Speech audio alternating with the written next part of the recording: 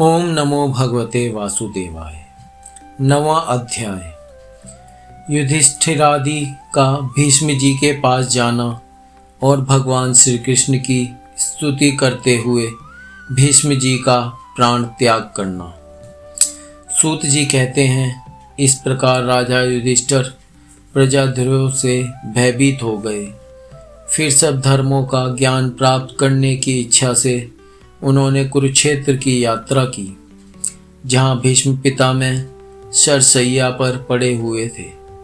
शौनकादि ऋषियों उस समय उन सब भाइयों ने स्वर्ण जटित रथों पर, जिनमें अच्छे अच्छे घोड़े जुते हुए थे, सवार होकर अपने भाई युधिष्ठिर का अनुगमन किया। उनके साथ व्यास, धौम्य आदि ब्राह्मण भी थे। शौनक जी अर्जुन के साथ भगवान श्री कृष्ण भी रथ पर चढ़कर चले। उन सब भाइयों के साथ महाराज युधिष्ठिर की ऐसी शोभा हुई मानो यक्षों से घिरे हुए स्वयं कुबेर ही जा रहे हों। अपने अनुचरों और भगवान श्री कृष्ण के साथ वहां जाकर पांडवों ने देखा कि भीष्म पितामह स्वर्ग से गिरे हुए देवता के समान पृथ्वी पर पड़े हुए हैं। उन लोगों ने उन्हें प्रणाम किया। शौनक जी उसी समय भरतवंशियों के गौरव रूप भीष्म पितामह को देखने के लिए सभी ब्रह्म ऋषि, देव ऋषि और राज ऋषि वहां आए। पर्वत, नारद, धौम्य, भगवान व्यास, बृहस्पति, भरद्वाज शिष्यों के साथ परशुराम जी, वशिष्ठ, इंद्रप्रमद, त्रित, ग्रत्समद, असित, कक्षिवान, गौतम, अत्रि, विश्वामित्र, सुदर्शन तथा और भी शुकदेव आदि शुद्ध हृदय महात्मागण एवं शिष्यों के सहित कश्यप, अंगिरा पुत्र बृहस्पति आदि मुनिगण भी वहां पधारे। भीष्म पितामह धर्म को और देश काल के विभाग को कहाँ किस समय क्या करना चाहिए, इस बात को जानते थे। उन्होंने उन बड़भागी ऋषियों को सम्मिलित हुआ देखकर उनका यथा योग्य सत्कार किया। वे भगवान श्री कृष्ण का प्रभाव भी जानते थे, अतः उन्होंने अपनी लीला से मनुष्य का वेश धारण करके वहाँ बैठे हुए तथा जगदीश्वर के रूप में हृदय में विराजमान भगवान श्री कृष्ण की बाहर तथा भीतर दोनों जगह पूजा की। पांडव बड़े विनय और प्रेम के साथ भीष्म पितामह के पास बैठ गए। उन्हें देखकर भीष्म पितामह की आंखें प्रेम के आंसुओं से भर गई। उन्होंने उनसे कहा, धर्मपुत्रों, हाय हाय, यह बड़े कष्ट और अन्याय की बात है कि तुम लोगों को ब्राह्मण धर्म और भगवान के आश्रित रहने पर भी इतने कष्ट के साथ जीना पड़ा, जिसके तुम कदापि योग्य नहीं थे। अतिरथी पांडु की मृत्यु के समय तुम्हारी अवस्था बहुत छोटी थी। उन दिनों तुम लोगों के लिए कुंती रानी को और साथ साथ तुम्हें भी बार बार बहुत से कष्ट झेलने पड़े। जिस प्रकार बादल वायु के वश में रहते हैं, वैसे ही लोकपालों के सहित सारा संसार काल भगवान के अधीन है। मैं समझता हूँ कि तुम लोगों के जीवन में ये जो अप्रिय घटनाएं घटित हुई हैं, ये सब उन्हीं की लीला है। नहीं तो जहाँ साक्षात धर्मपुत्र राजा युधिष्ठिर हों, गदाधारी भीमसेन और धनुर्धारी अर्जुन रक्षा का काम कर रहे हों, गांडीव धनुष हो और स्वयं श्री कृष्ण सुहृद हों, भला वहाँ भी विपत्ति की संभावना है। ये काल रूप श्री कृष्ण कब क्या करना चाहते हैं, इस बात को कभी कोई नहीं जानता। बड़े बड़े ज्ञानी भी इसे जानने की इच्छा करके मोहित हो जाते हैं। युधिष्ठिर, संसार की ये सब घटनाएं ईश्वर इच्छा के अधीन हैं। उसी का अनुसरण करके तुम इस अनाथ प्रजा का पालन करो, क्योंकि अब तुम ही इसके स्वामी और इसे पालन करने में समर्थ हो।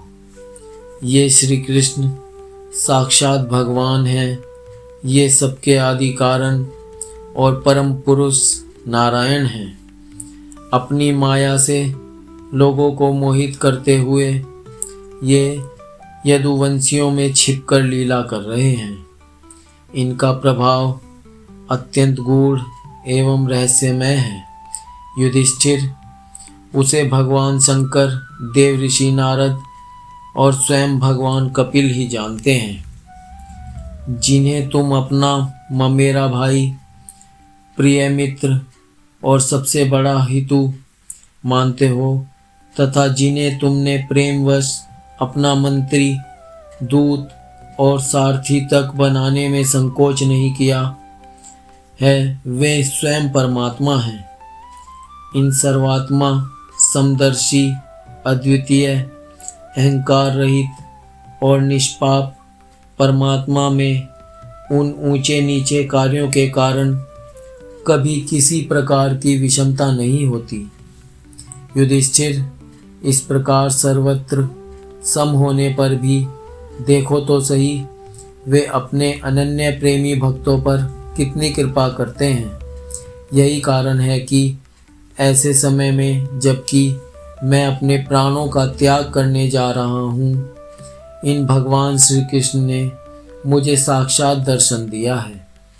भगवत परायण योगी पुरुष भक्ति भाव से इनमें अपना मन लगाकर और वाणी से इनके नाम का कीर्तन करते हुए शरीर का त्याग करते हैं और कामनाओं से तथा कर्म के बंधन से छूट जाते हैं।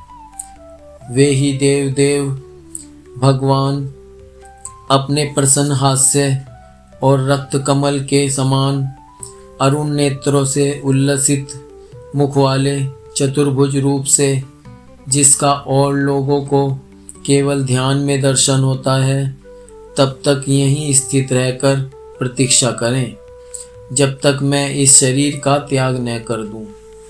सूत जी कहते हैं, युधिष्ठिर ने उनकी यह बात सुनकर सरसैया पर सोए हुए भीष्म पितामह से बहुत से ऋषियों के सामने ही नाना प्रकार के धर्मों के संबंध में अनेकों रहस्य पूछे। तब तत्ववेत्ता भीष्म पितामह ने वर्ण और आश्रम के अनुसार पुरुष के स्वाभाविक धर्म और वैराग्य तथा राग के कारण विभिन्न रूप से बतलाए हुए निवृत्ति और प्रवृत्ति रूप द्विविध धर्म, दान धर्म, राजधर्म, मोक्ष धर्म, स्त्री धर्म और भगवत धर्म, इन सब का अलग अलग संक्षेप और विस्तार से वर्णन किया। शौनक जी, इनके साथ ही धर्म, अर्थ, काम और मोक्ष, इन चारों पुरुषार्थों का तथा इनकी प्राप्ति के साधनों का अनेकों उपाख्यान और इतिहास सुनाते हुए विभागस्य वर्णन किया। भीष्म पितामह इस प्रकार धर्म का प्रवचन कर ही रहे थे कि उस उत्तरायण का समय आ पहुंचा, जिसे मृत्यु को अपने अधीन रखने वाले भगवत परायण योगी लोग चाहा करते हैं। उस समय हजारों रथियों के नेता भीष्म पितामह ने वाणी का संयम करके मन को सब ओर से हटाकर अपने सामने स्थित आदि पुरुष भगवान श्री कृष्ण में लगा दिया। भगवान श्री कृष्ण के सुंदर चतुर्भुज विग्रह पर उस समय पीतांबर फहरा रहा था। भीष्म जी की आंखें उसी पर एकटक लग गई थी। उनको शस्त्रों की चोट से जो पीड़ा हो रही थी, वह तो भगवान के दर्शन मात्र से ही तुरंत दूर हो गई तथा भगवान की विशुद्ध धारणा से उनके जो कुछ अशुभ शेष थे, वे सभी नष्ट हो गए। अब शरीर छोड़ने के समय उन्होंने अपनी समस्त इंद्रियों के वृत्ति विलास को रोक दिया और बड़े प्रेम से भगवान की स्तुति की। भीष्म जी ने कहा, अब मृत्यु के समय में अपनी यह बुद्धि, जो अनेक प्रकार के साधनों का अनुष्ठान करने से अत्यंत शुद्ध एवं कामना रहित हो गई है, यदुवंश शिरोमणि अनंत भगवान श्री कृष्ण के चरणों में समर्पित करता हूँ, जो सदा सर्वदा अपने आनंदमय स्वरूप में स्थित रहते हुए ही कभी विहार करने की लीला करने की इच्छा से प्रकृति को स्वीकार कर लेते हैं, जिससे यह सृष्टि परंपरा चलती है, जिनका शरीर त्रिभुवन सुंदर एवं श्याम तमाल के समान सांवला है, जिस पर सूर्य रश्मियों के समान श्रेष्ठ पीतांबर लहराता रहता है और कमल सदृश मुख पर घुंघराली अलके लटकती रहती हैं, उन अर्जुन सखा श्री कृष्ण में मेरी निष्कपट प्रीति हो। मुझे युद्ध के समय की उनकी वह विलक्षण छवि याद आती है। उनके मुख पर लहराते हुए घुंघराले बाल घोड़ों की टाप की धूल से मटमैले हो गए थे और पसीने की छोटी छोटी बूंदें शोभायमान हो रही थी। मैं अपने तीखे बाणों से उनकी त्वचा को बींध रहा था। उन सुंदर कवचमणित भगवान श्री कृष्ण के प्रति मेरा शरीर, अंतःकरण और आत्मा समर्पित हो जाए। अपने मित्र अर्जुन की बात सुनकर, जो तुरंत ही पांडव सेना और कौरव सेना के बीच में अपना रथ ले आए और वहां स्थित होकर जिन्होंने अपनी दृष्टि से ही शत्रु पक्ष के सैनिकों की आयु छीन ली, उन पार्थ सखा भगवान श्री कृष्ण में मेरी परम प्रीति हो। अर्जुन ने जब दूर से कौरवों की सेना के मुखिया हम लोगों को देखा, तब पाप समझकर वह अपने स्वजनों के वध से विमुख हो गया। उस समय जिन्होंने गीता के रूप में आत्मविद्या का उपदेश करके उसके सामयिक अज्ञान का नाश कर दिया, उस परम पुरुष भगवान श्री कृष्ण के चरणों में मेरी प्रीति बनी रहे। मैंने प्रतिज्ञा कर ली थी कि मैं श्री कृष्ण को शस्त्र ग्रहण कराकर छोड़ूंगा।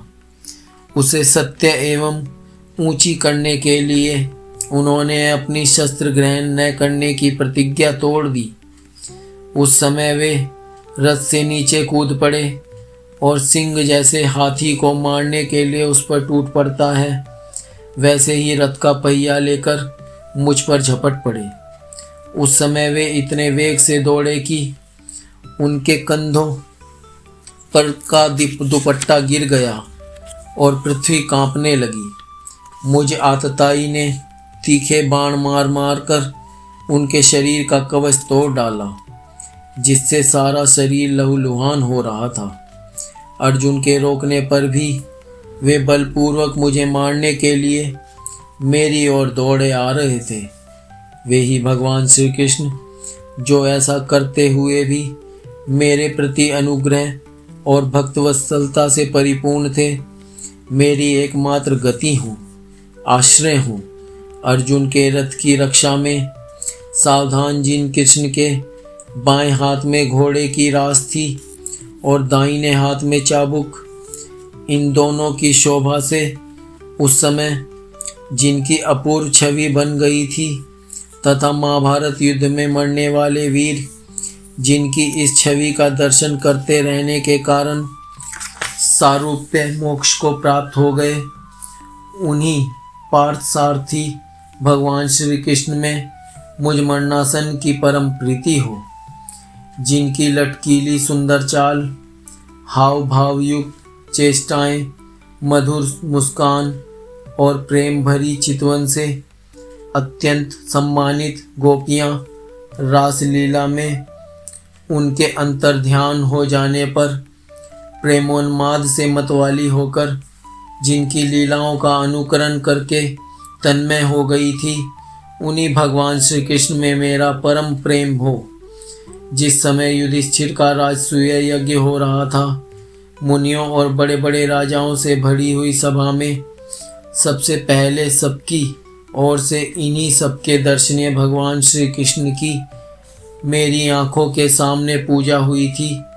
वे ही सबके आत्मा प्रभु आज इस मृत्यु के समय मेरे सामने खड़े हैं। जैसे एक ही सूर्य अनेक आँखों से अनेक रूपों में दिखते हैं, वैसे ही अजन्मा भगवान श्री कृष्ण अपने ही द्वारा रचित अनेक शरीरधारियों के हृदय में अनेक रूप से जान पड़ते हैं। वास्तव में तो वे एक और सबके हृदय में विराजमान हैं ही। उन्हीं इन भगवान श्री कृष्ण को मैं भेद भ्रम से रहित होकर प्राप्त हो गया हूँ। सूत जी कहते हैं, इस प्रकार भीष्म पितामह ने मन, वाणी और दृष्टि की वृत्तियों से आत्मस्वरूप भगवान श्री कृष्ण में अपने आप को लीन कर दिया। अपने प्राण वहीं विलीन हो गए और वे शांत हो गए। उन्हें अनंत ब्रह्म में लीन जानकर सब लोग वैसे ही चुप हो गए जैसे दिन के बीत जाने पर पक्षियों का कलरव शांत हो जाता है। उस समय देवता और मनुष्य नगाड़े बजाने लगे। साधु स्वभाव के राजा उनकी प्रशंसा करने लगे और आकाश से पुष्पों की वर्षा होने लगी। शौनक जी, युधिष्ठिर ने उनके मृत शरीर की अंत्येष्टि क्रिया कराई और कुछ समय के लिए वे शोकमग्न हो गए। उस समय मुनियों ने बड़े आनंद से भगवान श्री कृष्ण की उनके रहस्य में नाम ले लेकर स्तुति की। इसके पश्चात अपने हृदयों को श्री कृष्ण में बनाकर वे अपने अपने आश्रमों को लौट गए। तदंतर भगवान श्री कृष्ण के साथ युधिष्ठिर हस्तिनापुर चले आए और उन्होंने वहां अपने चाचा धृतराष्ट्र और तपस्विनी गांधारी को ढाढ़स बंधाया।